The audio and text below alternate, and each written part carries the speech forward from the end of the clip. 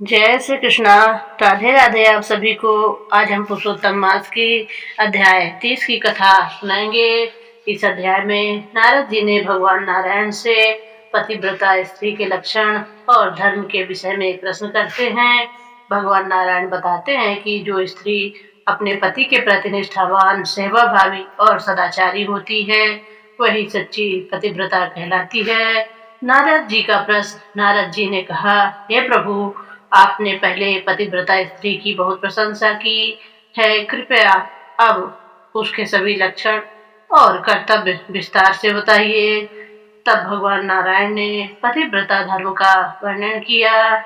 पतिव्रता स्त्री के लक्षण इस प्रकार है। भगवान ने कहा, पतिव्रता स्त्री का धर्म यह है कि वह अपने पति का सम्मान और आदर करे, चाहे पति सुंदर हो, कुरूप हो, धनी हो या निर्धन हो, विद्वान हो या मूर्ख हो, स्वस्थ हो या रोगी हो, फिर भी पत्नी उसे अपना सर्वश्रेष्ठ कर्तव्य मानकर उसकी सेवा और सम्मान करे, क्रोध, अहंकार और ईर्ष्या का त्याग करती रहे, पति को प्रसन्न रखने का प्रयास करती है, परिवार की मर्यादा और धर्म का पालन करती है, सास ससुर का सम्मान करती है, घर के कार्यों को निष्ठा से करती है, पति के आने पर प्रेम पूर्वक स्वागत करती है, समय पर भोजन, जल और सेवा प्रदान करती है। गृहस्थ जीवन में स्त्री का आचरण।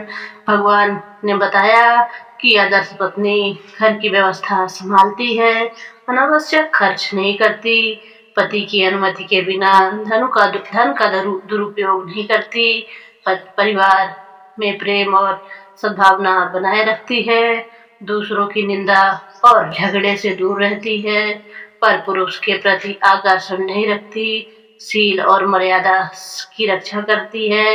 गर्भवती स्त्री के लिए कुछ निर्देश हैं।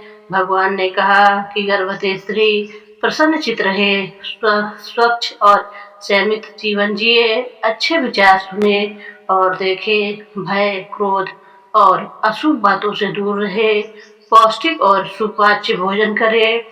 ऐसा करने से श्रेष्ठ और गुणवान संतान की प्राप्ति होती है। पति के विदेश जाने पर यदि पति किसी कारणवश दूर चला जाए तो पत्नी को उसके कल्याण की प्रार्थना करनी चाहिए, संयम और मर्यादा से बनाए रखनी चाहिए, उसके समाचार लेने का प्रयास करना चाहिए, घर और परिवार की देखभाल करनी चाहिए। पति पत्नी के संबंध।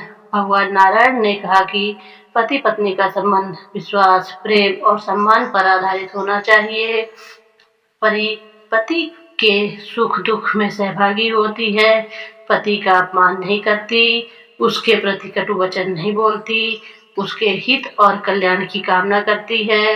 विधवा स्त्री के विषय में इस अध्याय में उस समय की प्राचीन सामाजिक मान्यताओं के अनुसार विधवा स्त्री के लिए अनेक नियम बताए गए।